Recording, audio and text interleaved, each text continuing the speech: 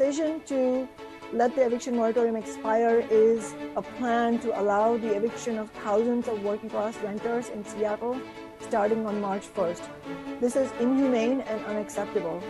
Well, that's Councilmember Shama Sawant talking about Mayor Bruce Harrell's decision to end Seattle's eviction moratorium at the end of February. And she's also talking about some legislation she's introducing this week to extend it.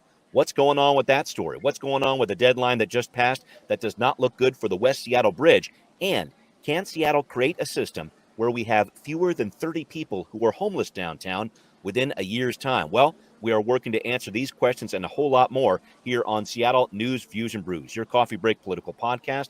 I'm Brian Callanan. I'm a host on Seattle Channel. The views expressed here are my own.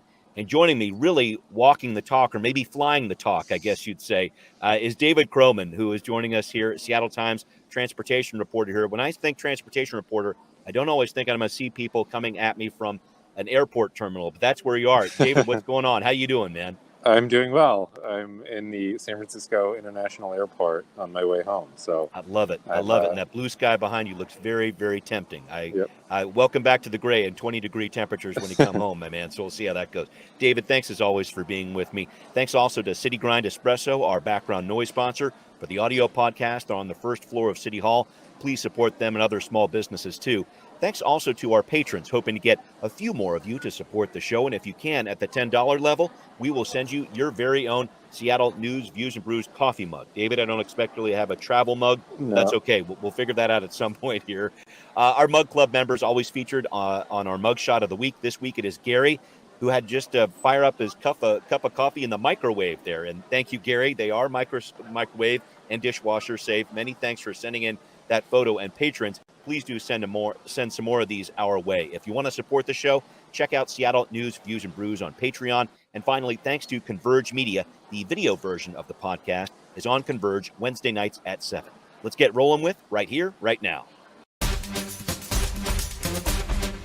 Well, David, a follow-up on a story we talked about last week, Mayor Harrell's announcement that he would end Seattle's eviction moratorium at the end of the month of February. So this week, the council is considering a resolution sponsored by Councilmember Sawant that would extend that moratorium for the length of the civil emergency. And I reached out to the mayor's office on this one because we talk a lot about non-binding resolutions a lot from the council. That is not the case with this situation. From what I understand from the mayor's office, this resolution could actually modify the language of the mayor's order. It would be binding, and it's something that the mayor could not veto. I guess just looking at this, David, is this the kind of fight that the council wants to get into with Mayor Harrell? Yeah, I don't know if it's exactly the kind of fight they want to get into, but it's the sort of fight you would maybe expect them to get into. I mean, the council is still, despite Sarah Nelson's victory election to the citywide council, the council is still to the left of the mayor's office on this and on a whole host of issues. And so I think this kind of falls squarely into a fight that I probably would have expected to come. But, the council, too, is trying to kind of figure out how to wind down from some of these emergency measures or measures that were put in place to address the COVID emergency. I mean, we've talked about that a few times, the hazard pay for grocery workers. Mm-hmm. And so it's, it's a recurring theme with these measures that were put up as emergency responses to, when do you start winding them down? And, Mayor Harrell clearly thinks the time is now. But there are still data out there that show that there's a lot of folks who are behind on rent. And COVID cases are still high too. I mean, not as high. We've seen those numbers drop, but they're at least as high, if not higher, than what we saw during the Delta variant, for sure. Right. Yeah. I don't really know how this plays out, but it's a fight that I, especially from Council Member Sawant, would almost be surprised if she had not brought something like this forward. Right. That's a really good point. And I know that there was a hearing about this at the committee level on Friday, the committee that Councilmember Sawant heads up here. And we did hear at that point from a few small landlords who support Mayor Harrell's decision to end the moratorium, approaching this with less of a blanket approach as they see it, and more on focused financial help for people who need it. And talking about renters and small landlords here too, David, I know that the mayor has set aside $25 million in rental assistance funds for this, and just in time, really, because the county funding for this type of aid is drying up. But we touched on this last week. Is this enough to really help the people that need it with the estimated, I think it's 96,000 people we're hearing in the Seattle area who might be behind on rent? Yeah, I don't know if it's enough. I mean, I think we have seen that because I mean, a lot of hundreds of millions of dollars have come through the county, and they have used it all. Right. And so we know that this need is there, and we know that there are a lot of people who are at this point could be upwards of more than a year behind on rent. So we heard fairly regularly about people's rent bills being over $10,000. So, 20 when you're talking about individuals who owe more than $10,000, then suddenly $25 million can go pretty quickly. Remains to be seen if it's enough, or if this will sort of work in tandem with whatever aid in other places is still available. We have been hearing about a sort of wave of evictions, a warning of a wave of evictions for months now, and maybe in a couple of weeks here we might actually start putting that to the test to see if that's going to happen. Right. We'll see. I know the Washington Housing Association mentioned this at the end of October of last year when the statewide eviction moratorium was lifted. There was not this tsunami of evictions as we saw there at the state level. So we will have to see. Seattle is always a different animal than the state, that's for sure, but something to be keeping an eye on here over the next couple of weeks. And we'll see what the council does too this week about this. I wanted to talk about another deadline coming up this week. And this is a really interesting one here, David. It actually just passed, as a matter of fact, February 20th. It came and went. That's the date Mayor Harrell and others said needed to be met for ending the ongoing concrete strike. And if that date was not met, that could lead to delays for the reopening of the West Seattle Bridge. Just broadly on this to start, David, I want to make sure concrete workers are absolutely treated right. But as a West Seattleite myself, this is the last news I wanted to hear. Your thoughts on this? Yeah, the hard deadline is kind of interesting, but I think that's sort of the calculation of, there's obviously always a million things going on large construction projects. And, when something like this happens, they kind of shift their, maybe concrete isn't available. They kind of shift their focus to, okay, we can do more kind of tensioning of cable tensioning, or it's not like some other things going to stop. Right. So they've got this long list of things they can kind of audible to, but this concrete driver strike has now been going on for, I think, 3 months, more than 3 months. November is when it started, right. At a certain point, that list of projects that you can do starts to run out. And so, Mayor Harrell is obviously not a construction manager on the bridge. So, I don't know how exact that kind of February 20th deadline was, or if that was kind of, at the time when he mentioned that, this was a press conference sort of explicitly geared towards kind of leveraging the two sides into a settlement. So, it's hard to know kind of what of this is factual and what of this is sort of rhetoric to kind of force the two sides together. But at a certain point, what we do know is that the bridge needs a relatively modest amount of concrete to finish. I was going to say, something like 20 or 25 truckloads, I think is what Councilmember Herbold said. So we do know that at some point it's going to need concrete.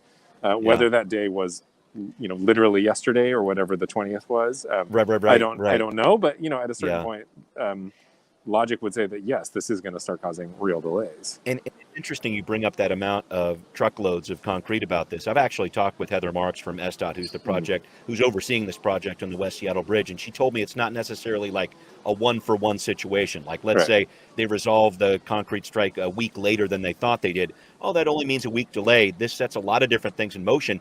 And I think it's important to point out there are a lot of other bigger projects out there, bigger than 25 truckloads of concrete, that are, I think, of Sound Transit for sure. Some of the projects that are going on there. I just wonder how that pecking order goes when indeed this concrete strike is resolved. I mean, I have to think the West Seattle Bridge might not be top on that list. Right. Yeah, because it's not like, usually these concrete companies would sort of, have a triage of where they're sending their drivers. But if suddenly, we're at a point now where everybody needs concrete, and if this strike ended tomorrow, they're going to have a lot of people kind of pulling them in a lot of different directions, and including, in addition to Sound Transit, the Madison Rapid Ride line, construction there. A lot of people need the affordable housing center projects. Convention center, good. And so, I mean, even if it ended tomorrow, all of those entities are going to be demanding concrete all at the same time. So, it is. I think this will, even if it ends quickly, it'll be something where the ramifications probably ripple for a while. I was going to say, because you got to rehire workers, get them back. It reminds me so much of what we've been talking about as we try to emerge from the COVID pandemic here, this idea of kind of flipping the switch on the economy off and turning it back on. It's Right. not like Exactly. it comes, it's not like it comes back immediately. I see a lot of parallels to what's happening here with this concrete strike. Yeah. Right. I mean, yeah, because Peter Rogoff, CEO of Sound Transit, I think he said that they had laid off almost 300 Yeah. workers at Sound Transit, and not these are workers who basically don't have anything to do because there's no concrete, and so Right. it's not. I wouldn't imagine. I haven't talked to any of them, but I wouldn't imagine they're just sitting there, kind of twiddling their thumbs, waiting to be rehired. They're probably looking for work elsewhere, and Absolutely. so it's not like they can just like snap their fingers and bring all those people back. Right. Yeah, not going to be that easy. This is something that I think is going to have an impact for weeks, months to come here. So we're going to be watching this very closely over the next several days here. All right. Well, up next, can the King County Regional Homelessness Authority come through on a proposal to have fewer than 30 homeless people living downtown? We're talking about it coming up on Now Hear This. Well, we had a big announcement last week from a group called Partnership for Xero, made up of big local businesses, philanthropists who have put in $10 million towards a plan to focus on downtown Seattle and reduce the amount of homeless encampments there.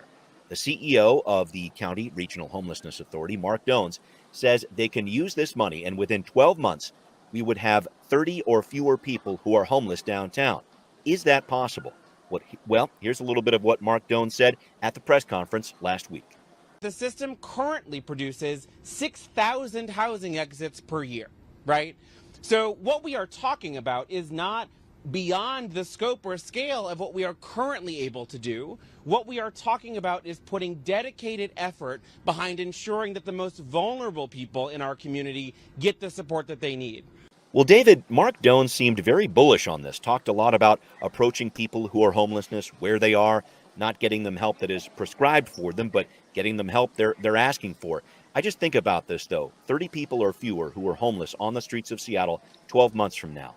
Is that possible? Your thoughts? Yeah, I mean, I don't know if it's possible or not. I think I imagine the public is going to is going to hear any pledges like that with a healthy dose of skepticism. I was going to say, it feels so much like Mayor Nichols giving a B grade to the snowplow work of 10 years ago. But yeah, keep right. going. Well, yeah. And anyone who heard the 10-year plan to end homelessness, right? Sure. 10 years after that, of course, it was as worse as it's ever been. Yeah. So, but I think in some ways this was the promise of the King County Regional Homelessness Authority, which is that they are going to be a kind of central hub for all things homelessness, and that included private philanthropy in addition to county money, city money, money from the United Way. Part of this was always going to be money from businesses, and so we're seeing that with this $10 million. To put it in perspective, the city of Seattle before this was spending over $100 million a year on homelessness. Right. So in relative terms, $10 million, while certainly could be impactful, is not a exclamation point to put homelessness to an end exactly. Right. The big question, but I do think that this is a shift toward acknowledging that for people to get the help they need, it does need to be the help that they want. Right. Rather and this is all about the peer navigators that I think that are going to be the bulk of what's paid for with this program. Keep going. Right. Yeah. These peer navigators, formerly homeless folks, who can kind of approach homeless people with empathy and kind of ask them what they need. For me, the real question is space on the other end. Yes. Right. And that's kind of what this always boils down to: is you can have the best interactions in the world with folks, but you do need somewhere for them to land that is serves their needs. Yeah. And is a place that they want to and are able and have the support to stay there and flourish. Yeah. Right. And that is always kind of where this conversation hits a little bit of a roadblock. Is are there enough of those kinds of places? I think most folks at this point agree the answer is probably no. I mean, there is a lot of work towards building more of those places, but is it enough? I don't know about that.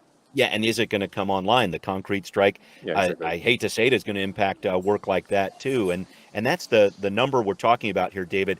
At least what we've heard from the RHA is that in between 800 and 1,000 people are within this confined area of downtown Seattle who are on the street, who are homeless, who really need the help. These are those people with high acuity needs. You've often heard that phrase used there. They really have a lot of needs there. They need some special attention, whatever else. But again, when it comes down to it, these are the numbers we're talking about, 800 to 1,000 people needing a space to live. And I just don't know if they're going to be able to ramp up the amount of shelter beds, or however you want to look at it, shelter spaces there, because we're not using the congregate model anymore.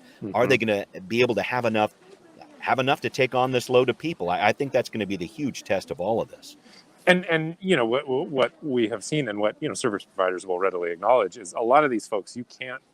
It doesn't work to just, even if it's a nice room, it's got all the amenities. Sure, it's not enough to just put a lot of these folks in a room and call it good. Yeah. I mean, a lot of them services have to go with it too. Struggle with pretty severe addiction or mental health struggles, and so there needs to be kind of services to support them along the way and make sure that they are able to kind of get established. And I mean, every industry is having pretty severe staffing shortages, but the service industry in particular it just does not pay well.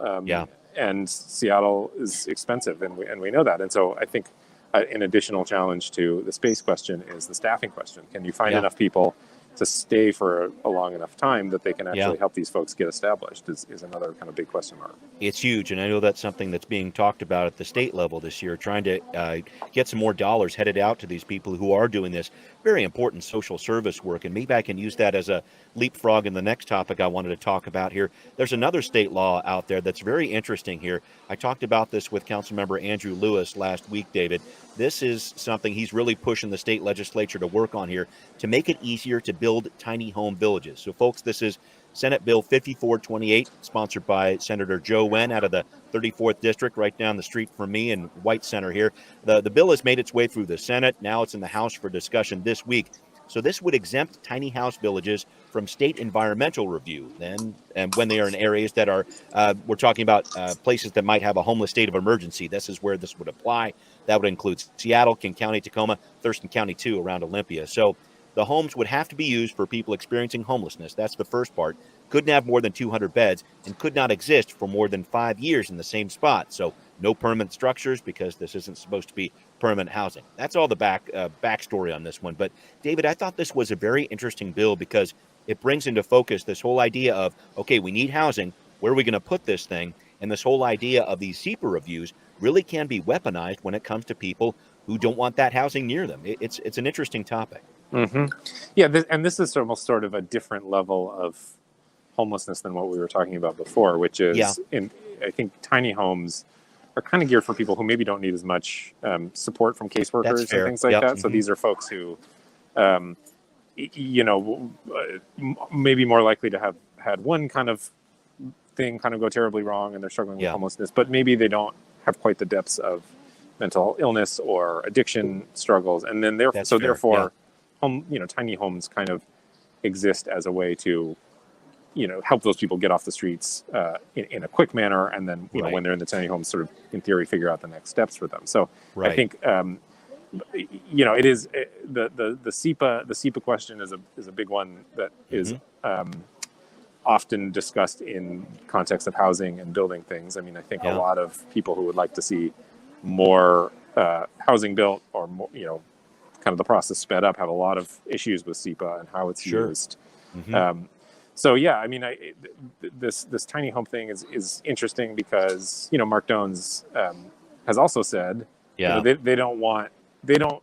It's not that Mark Dones is against tiny homes, but Dones was saying that they don't want it to become kind of a substitute for the real what's really needed, which is what we were talking about before, kind of long-term permanent stuff. Permanent housing. And for people who have those additional needs too. It is interesting though. I look at tiny homes as kind of that one of the parts of the supply chain, if you want to call it that, for housing that is in our area and could serve that need potentially. It's interesting to see this bill gain a little bit more traction in the state legislature this year. A 41-8 vote, yes vote from the Senate, meaning a decent amount of bipartisan support there. Do you think this is the year this might pass through? I mention this because it really looks like our state legislature is taking a much deeper focus on homelessness this year. Yeah, it possibly could. And I think it's appealing I think it is appealing on a broad level because it can sort of act as a crutch to get folks off the streets really quickly who maybe don't need as much support as I talked about. But also, I think we're hearing more and more frustration with just the visibility of homelessness from people, and that kind of cuts across party lines. And tiny homes is frankly kind of a fast way to make homelessness not quite as visible because people who would otherwise be staying in tents, now maybe they're kind of staying in these little villages, and it's not quite as visible. And so that is something that I think, like across political spectrums, we are increasingly hearing people want to express. I mean, it's what Mayor Bruce Harrell was sort of elected on. So it's not all that surprising to me that it is getting bipartisan support. Yeah, it's interesting to see this. This is a bill that would require these locations to have a plan for waste and water, also set up a community advisory committee to deal with any complaints from neighbors here. So they're really working on crossing a few more T's and dotting some I's with this year. So folks, keep an eye out for 5428, that Senate bill sponsored by Senator Joe Wen. We'll see where that goes, and we'll keep tabs on that one too. All right, we want to move on to another story here that may make you scratch your head just a little bit. King County repealing its bike helmet law. What's going on with this? Well, it's time for Transportation Talk. Well, David, I have discussed this issue on the podcast over the past few months, and it's finally here. King County repealing its mandatory bicycle helmet law. What is going on here? Why is the county doing this? It seems very counterintuitive when it comes to public safety. Yeah, so the first piece of context is to note is that King County was the largest jurisdiction in the country to have a mandatory all ages helmet law. Most places across the country do not have this. New York City, LA, even Portland has some helmet laws, but not all ages. It's not a very common law in the first place. The second piece of context is it was almost never being enforced, and that has been especially true in recent years. It was being enforced sort of moderately in 2017, 2018, a little bit 2019, but since then it's been, we're talking almost single digits per year of number of citations that police are handing out. It has just not been a priority at all.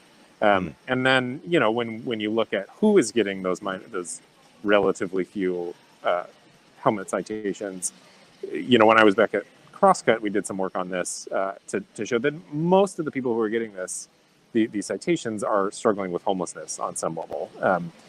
And when you kind of dig a little bit deeper into a lot of those citations, there is some evidence that they were being used mostly pretextual, that the police had other reasons they wanted to stop individuals and were therefore using the helmet law to do that. And so, and then, a different group had done some analysis to show that most, a disproportionate number of people who were getting helmet citations were Black. People of color, and so I think the combination of it's relatively minimal enforcement and when it was enforced that it was being disproportionately applied made the King County Board of Health reconsider whether or not this was serving its purpose. I see. Yeah. The counter argument to that is, there is no dispute that helmets do protect people while they're riding their bicycles. And that was never an issue in the Board of Health. Nobody. True. Yeah. They passed a resolution along with this repeal talking about that. Yeah. Saying, we support helmet use and things like that. But there is some concern that, by repealing this, you sort of create a culture in which helmet use is not emphasized as being as important as it is. And we heard from quite a few emergency room doctors and fairly high up medical professionals saying, by repealing this, we are sort of symbolically sanctioning riding without a bicycle helmet. Right. And I know there's been a lot of talk at the King County Council level about education. We're really going to bump up education, and that's going to try to help things out here. But I think some of the critics have said, well, education sounds great, but when the headline says we've repealed the helmet law, how are you supposed to educate people? That's a difficult piece of this. Yeah, right. No, and, I think what the Board of Health has also said is, when this helmet law was put into place in 1993, the helmet as a piece of technology had only existed for a couple decades. I mean, it was still relatively new, and it was just the idea of even wearing a helmet when you were riding your bike in 1993 was a novel idea. But now it is fully ingrained, fairly ingrained into our society that you were supposed to wear a helmet when riding a bicycle, then that it's safer. And so they're saying that, we support wearing helmets. Mm-hmm. And if this were a neutral law, that it was doing nothing at all, we might keep it on the books. But the fact that it is being disproportionately applied in this way, and not to mention Seattle Police Department has already come out and said we're basically not going to enforce this anymore. And that right, beforehand. Yeah. Mm-hmm. They made the calculation that the harms of it outweighed the benefits. I look at this though, David, and looking ahead, I think there's going to be some scrutiny on the data that comes next. I know you study a lot of different things when it comes to traffic incidents, traffic fatalities. The city of Seattle has not had a good run with that over the past couple of years, especially during the pandemic here. And I wonder what happens next and the data that needs to be studied to see what impact this law is going to have. Yeah, absolutely. Or repeal is going to have. Yeah, right. And I do think the county council will study that. It will be hard to study because, if you at the same time as this conversation has been unfolding, of course, scooter share and bike share has become much more common. And if you there was a study, I think it was 2018, that found that Seattle riders on their own private individual bikes, it was 91% of them wore a helmet. But on bike share, on the rent-a-bikes, only 20% were wearing a helmet. So it's even when this law existed, you had hundreds and hundreds of people every day who were riding through the city not wearing a bike helmet. And then, of course, because maybe they were commuting to work or something, they were also not being pulled over by police. Sure, right. And so, it'll be. I think I could see this sort of becoming a Rorschach debate in some ways, where if any kind of injury to somebody not wearing a helmet might be tied to the repeal. At the same time, sort of advocates for better bike infrastructure say, well, really, I mean, the way to keep bikers safe is to build more bike lanes. Right. Oh man. So, it'll be interesting to see how this plays out. It was, this debate over this has been happening for the better part of a year, but it wasn't until the last few months that really we saw the outspoken opposition to its repeal. Right. But the county plowed ahead with it, and I think they're going to feel some pressure from the outside. And I'm sure that they will continue to track to see its effect. Oh, wow. Well, we'll keep on tracking that one. And thanks for breaking that story down, David, in the Seattle Times. We need to wrap up the show, and I've been noticing your many travels on Twitter. Always interesting to follow what you're doing, my man. So you took a trip to Seattle City Hall last week, which I have been visiting about once a week over the past 2 years, much less often than I would normally have for my work with Seattle Channel. What was it like for you being in that rather empty space, for one, and what do you think it's going to be like when Seattle City Hall is supposed to be open mid-March here, as Mayor Harrell is talking about? Yeah, it was nice to be back in there. I mean, it's a nice building. I like the space. I was just there because I was downtown and I needed somewhere to sit and work for a while, and it's a public it's pretty and open quiet space in there right now. Yeah, exactly. As a reporter, of course, I get a lot out of just being around other people. I like being in City Hall because that's when you run into somebody that you didn't know you wanted to run into, or someone pulls you aside and gives you a little tip or something, and you lose a lot by not being in that building. So it was nice to be there, even if there was nobody else there. Yeah, I know. Well, one fine day, David, we will meet and maybe we'll figure out how to have a cup of coffee at City Grind Espresso or something, man. I can't wait for that day. So I got to say, David Croman, one more time, round of applause to you, sir, for coming through from an airport terminal, making it happen for the podcast. Dave, thanks a lot for joining me. Yeah, of course. Thanks for having me. All right, and thanks to everybody who's listening out there, especially to our patrons. It's Seattle News, Views, and Brews, where you can always find out what's brewing in local politics. The podcast is on all major platforms, wherever you might listen. Please do subscribe and also support our show on Patreon. Always appreciated. Thanks for watching on Converge Media 2. We will see you soon. Seattle News, Views, and Brews is an independent production of Callanan Media Services. Copyright 2022.